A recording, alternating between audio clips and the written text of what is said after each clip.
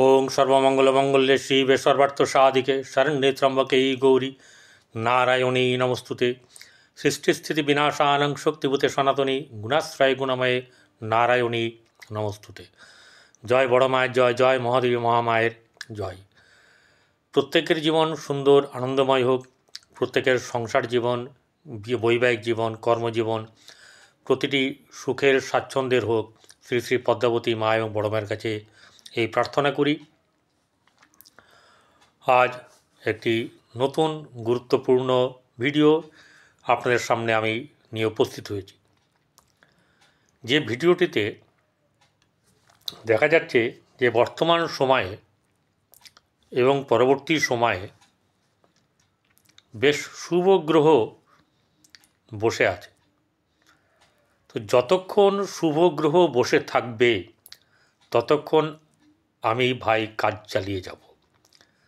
অর্থাৎ আমার ব্যবসা, আমার পরিকল্পনাকে বাস্তবে রূপায়ণ করার জন্যে আমি যাতে পিছিয়ে না পড়ি, আমার যেন দুঃখ এলে বা কষ্টের সময় এলে আমি যেন এই টাকার অভাবটা না পাই, আমি অপচয় করব না। আমি মানুষের সঙ্গে মানসিকতাও ঠিক করে রাখবো যাতে করে তার সঙ্গে আমার সঙ্গে অ্যাটাচমেন্টটা খুব ভালো থাকে, যেন বিপদে পড়লে তার কাছ থেকে আমি সহযোগিতা পাই। এরকম নানা ব্যাপার কিন্তু বর্তমান সময়ে আপনার রাশিতে হয়ে আছে।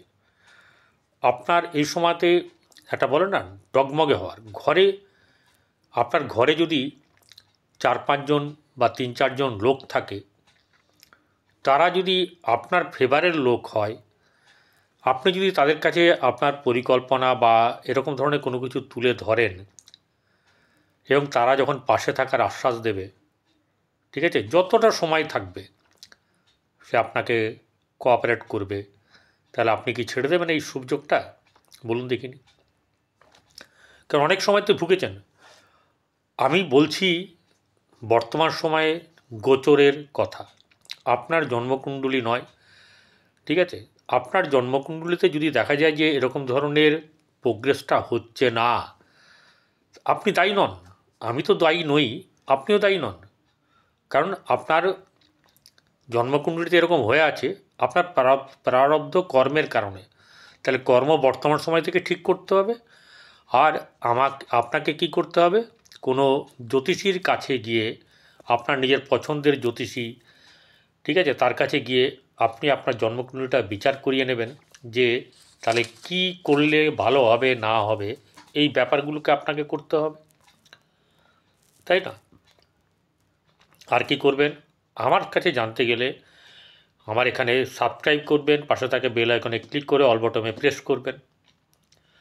যদি আমার মনে হয় যে এনাকে দেখাবো, তাহলে 8906781462 এই নাম্বারে যোগাযোগ করতে পারেন। এটা আপনার ইচ্ছা। এখানে জোর করে কোনো কিছু কাউকে গতিয়ে দেওয়া হয় না, এটা ভয় দেখানোর কোনো ব্যাপার নেই। প্রতিকার করবেন না করবেন আপনার ব্যাপার, ঠিক আছে? এখানে যেটা দরকার, ফিজটা সম্পূর্ণ যে আমার ফিজ, সেই ফিজটা আমি নিই এবং তার বিনিময়ে আমি আপনার সঙ্গে কনসালটেশন দিই। এবারে ঘটনা হলো যে রাশির কথা বলছি, সেই রাশি কিন্তু হচ্ছে গিয়ে জ্ঞানের কারক গ্রহ। সেই রাশি যে অধিপতি, সেই রাশির অধিপতি কিন্তু সকলকে নিয়ে চলতে চায়, সেই আধ্যাত্মিকতার প্রেরণা। সেই ঘর হচ্ছে গিয়ে আমাদের কালপুরুষের অঙ্গবিভাগের দ্বাদশতম রাশি। ব্যয়ভাব যাকে বলা হয়, বিদেশ যাত্রার কথা বলা হয়, সেই রাশি হচ্ছে গিয়ে মীন রাশি। সে মীন রাশি কী হচ্ছে, এখানে হচ্ছে ডুয়েল সাইন, অর্থাৎ মানসিকতা, করব কি করব না, হবে কি হবে না, ঝাঁপিয়ে পড়ার যে একটা ব্যাপার থাকে, ঝাঁপিয়ে পড়তে হবে না, অন্ধভাবে ঝাঁপানোর দরকারই নেই। আপনি পরিকল্পনাটা করুন, কিন্তু খুব বেশি পরিকল্পনা করে ডিপে ঢুকে গিয়ে প্রাথমিক ব্যাপারগুলোকে দেখে রাখুন। সেই প্রাথমিক ব্যাপারগুলো যাতে করে আপনার কোনোভাবে না হয়, এবং যে কাজটা করছেন সেটা আপনার জন্যে কি না সেটাও দেখতে হবে। টাকা আপনি পেয়ে গেলেন বা সহযোগিতা পেলেন বা সময় ভালো, যেটা মনে হলো, ঠিক আছে, যেটা আমি করব সেটা আপনার জন্য প্রযোজ্য কিনা, কারণ বেশিরভাগ মানুষই কিন্তু নিজের যে প্রফেশন সেই প্রফেশনের অনেকেই কাজ করতে পারে না বা অনেকে জানে না, যেটা মনে হলো সেটা করে বসে, অনেকে ফেল হয়, অনেকে আবার লাখ সাত দিলে দাঁড়িয়ে যায়, পরবর্তীকালে আবার ঠোকা খায়, এরকম ব্যাপার। আবার যদি দেখা যায় যে সত্যি সত্যি তার ম্যাচিং হয়ে গেছে, তাহলে সারা জীবন বংশ পরস্পরে তার ওই ব্যবসায় থেকে যায়। তাহলে এখানে একটা ব্যাপার হচ্ছে গিয়ে এই মীন রাশির জাতক জাতিকাদের আজকে কেন আবার আপনাদের সামনে আমি নিয়ে এলাম, কারণ এই রাশিতে বর্তমান সময়ে বসে আছে রাহু, শুক্র এবং বুধ। দেখুন, শুক্র বুধের সম্পর্ক হচ্ছে গিয়ে মানে একদম হরিহর আত্মা, শুক্র এবং বুধ হরিহর আত্মা। রাহুও কিন্তু এখানে বৃহস্পতির বা শুক্রের সঙ্গে থেকে শুক্রেরও ফল সে প্রদান করবে, কিন্তু তারও একটা স্বভাব আছে, সে কোনো জিনিস বেশি করে দেওয়ার জন্য চেষ্টা করবে, শত্রু ভাবলে তাকে কমিয়ে দেওয়ার চেষ্টা করবে। তাহলে এই রাশিতে বসে থাকা যে তিনটি গ্রহ আছে, ত্রয়ী গ্রহ, এরা কিন্তু আপনার ফরে হতে পারে যে এর সঙ্গে বৃহস্পতির সম্পর্ক শুভ নয়, কারণ বুধ এখানে নিচস্থ হয়, শুক্র এখানে তুঙ্গ হয়, রাহু হচ্ছে বৃহস্পতির শত্রু, কিন্তু বৃহস্পতিরকে রিপ্রেজেন্ট করবে হচ্ছে রাহু, তারপরে শুক্রকে, তারপরে নিজের, ঠিক আছে, কারণ বুধ এখানে কমজোরি। তাহলে এই যে ব্যাপার এখন চলছে, যাদের জন্মকুণ্ডলিতে গ্রহ সকল ভালো আছে, অর্থাৎ শুক্র, বৃহস্পতি, বুধ, রাহু, এগুলোর পজিশন ভালো আছে, এবং এবং সেই সঙ্গে যখন রবি চলে আসছে 14 তারিখ রাত্রিবেলায় 6:51 বা শনি, যেটা মেন কথা আমার 7:30 ব্যাপার, সেই শনিও ঢুকছে আপনার 9:44 29 তারিখে। তাহলে 7:30টার প্রভাব যখন পড়বে এর দিন আগামীতে, তখন কি করে কি হবে? 7:30 মানে কি খুব খারাপ? সব সময় নয়, তাই ঘাবড়ে যাওয়ার ব্যাপার নয়। 7:30তে অনেকে অনেক দুর্ভোগ করেন, আপনার জন্মকুণ্ডলী হয়তো সেরকমভাবে খারাপ হয়ে আছে, আপনি দেখিয়ে নিন, ঠিক করিয়ে নিন, অনেক কিছুভাবে ঠিক করা যায়, তো সেটা করতে হবে। তাহলে এই 7:30 গিয়ে আপনার কতটা ক্ষতি করবে বা কতটা আপনার লাভদায়ক হবে? প্রথম কথা হচ্ছে গিয়ে যে এই শনি হচ্ছে গিয়ে আপনার একাদশপতি এবং দ্বাদশপতি, তাহলে লাভপতি, আয়পতি, সাফল্যের অধিকারী, লিকুইড মানের অধিকারী। আর দ্বাদশ হচ্ছে ব্যয়, দ্বাদশ হচ্ছে কারাগার, দ্বাদশ হচ্ছে মোক্ষ লাভ, দ্বাদশ হচ্ছে বিদেশ ভ্রমণ, ঠিক আছে, দ্বাদশ হচ্ছে বেড কমফোর্ট। এই যে জায়গাগুলো আছে সেই জায়গার লর্ড হচ্ছে স্যাটার্ন। সে যখন এখানে যাবে এই ঘরে, সে অনেকগুলো গ্রহকে তার পজিটিভে পাবে, যেমন শুক্রকে পাবে, বুধকে পাবে, রাহুকেও পাবে। তাহলে এই যে শনি যাওয়ার পরে যখনই 7:30, তো এমনিতে 2.5 বছর শেষ হয়ে যাচ্ছে 29 তারিখে, মধ্য গগনে থাকবে শনি, অর্থাৎ গনগন করবে রাশির ওপরে। রাশিকে তো সে চাইবেই চন্দ্রকে সে নিচস্থ বা খারাপ কিছু করতে। কেন না, চন্দ্র তার শত্রু, রাহুরও শত্রু, বুধেরও শত্রু, শুক্রেরও শত্রু, ঠিক আছে। এই যে গ্রহগুলো আছে, আবার রবির সঙ্গে চন্দ্র থাকলে কি হয়? রবির সঙ্গে চন্দ্র থাকলে অমাবস্যা হয়, এতগুলো গ্রহ খারাপ করবে। দূর মশায়, এতগুলো গ্রহ খারাপ আপনাকে করতে পারবে না। শুক্র তুঙ্গ হয়ে আছে ঘরে, শুক্র নিজের এই তুঙ্গ জায়গাটাতে কিছুতেই খারাপ করার চেষ্টা করবে না।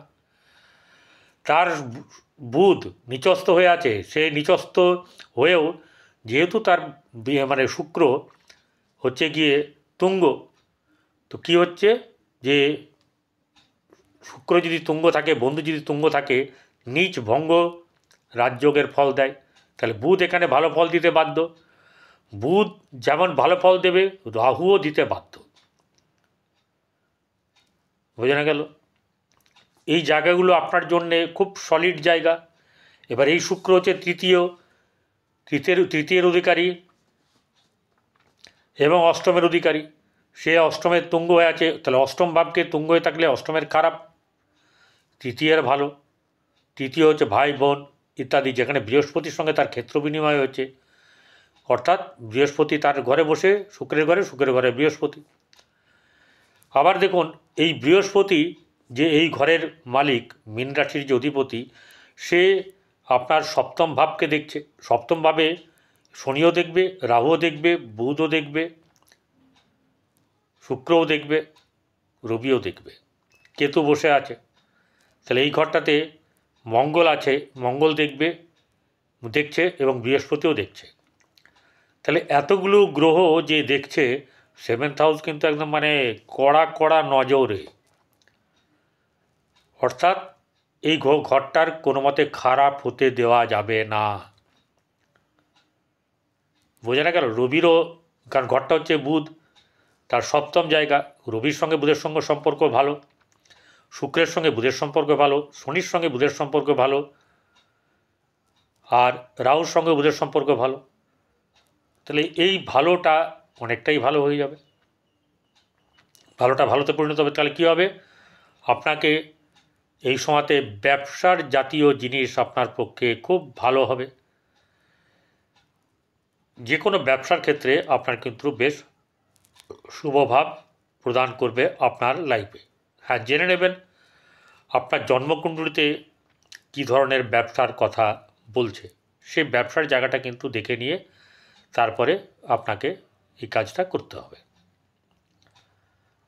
তাহলে এখানে আপনার জন্মকুণ্ডলিতে বুধ কোথায় বসে আছে?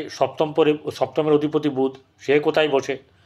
শুক্র তুঙ্গ আছে। শুক্র কোথাকার গ্রহ? আপনার জন্মকুণ্ডলীর কত নম্বর ঘরগুলোকে তার ওনার হয়ে আছে সেটা দেখতে হবে আপনার জন্মকুণ্ডলিতে। রবি আপনার ওনার কোন ভাবের, এই সবগুলো দেখে বিচার করে তারপরে কিন্তু কাজ আপনাকে করতে হবে। তাহলে একটা কথা হচ্ছে, সাড়ে সাতিতে কি আপনার লাভ হবে না ক্ষতি হবে? সাড়ে সাতিতে আপনার লাভ বই ক্ষতি সেরকম হবে না। কি থাকবে? মানসিক চাপ থাকতে পারে, কিন্তু যতক্ষণ এত সব গ্রহগুলো আছে, ঘরে একগাদা লোক থাকলে কি হয়, তার দুঃখ থাকলেও দুঃখ সবসময়তে দুঃখ করার মতন সে সময় পাবে না। বোঝা গেল?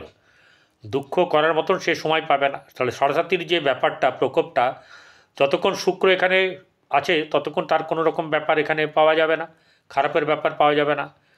বুধ আছে, এরা দুজনেই, শুক্র তো হয়ে গেছে, বক্রি হয়ে গেছে, বুধ সেও বক্রি হয়ে যাবে।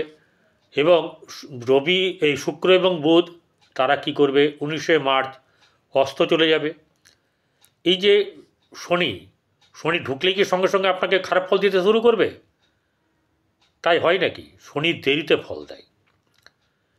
ঠিক আছে, একটা ঘরে 2.5 বছর সে থাকবে। 26শে ফেব্রুয়ারিতে সে অস্ত চলে গেছে। সে যখন ওখানে প্রবেশ করবে তখনও সে অনেকটা দিন বা বেশ কিছুদিন অস্ত থাকবে। ঠিক আছে, তাহলে এই জায়গাটাতে আপনাকে 2 দিন হোক, 4 দিন হোক, 6 দিন হোক, সেটা পরের ব্যাপার, কিন্তু এই অস্ত যাওয়ার ব্যাপারটা তাহলে ওরকমভাবে আপনার ব্যাড এফেক্ট দেবে না। তাহলে আপনার যতক্ষণ এখানে ভালো গ্রহগুলো বসে আছে আপনার পক্ষে হয়ে, এবং এই রাশিপতি বৃহস্পতি যখন সরে যাবে 14ই মে মিথুনে, তখন আপনার চতুর্থে চলে যাবে এবং চতুর্থে গিয়ে দ্বাদশকে দেখবে, চতুর্থে গিয়ে আপনার দশম ভাবকে দেখবে। তাহলে এই জায়গাগুলোকে আরও ভালো করে দেবে। তাহলে শনি দৃষ্টি দিলেও কিন্তু কিছু সেরকমভাবে হবে না। শনি সাড়ে সাতিতে লাগলেও আপনার জন্যে সেরকম ধরনের খুব ক্ষতির ব্যাপার বর্তমান সময়ের পরিপ্রেক্ষিতে নেই। যতক্ষণ এতগুলো গ্রহ আছে ততক্ষণ আপনি মোটামুটিভাবে একটু নিশ্চিন্তে থাকবেন। হ্যাঁ, রাহু বাইরে বেরিয়ে গেলে দ্বাদশে যখন চলে যাবে সেই জায়গাটা কিন্তু একটা মানে অন্যরকম ধরনের প্রভাব দেবে। সেটা খারাপ ভালো পরে আলোচনা করব। নমস্কার, সকলে ভালো থাকবেন এবং সকলে ফিডিং করান, কাককে, গরুকে, কুকুরকে খাওয়ান। নমস্কার।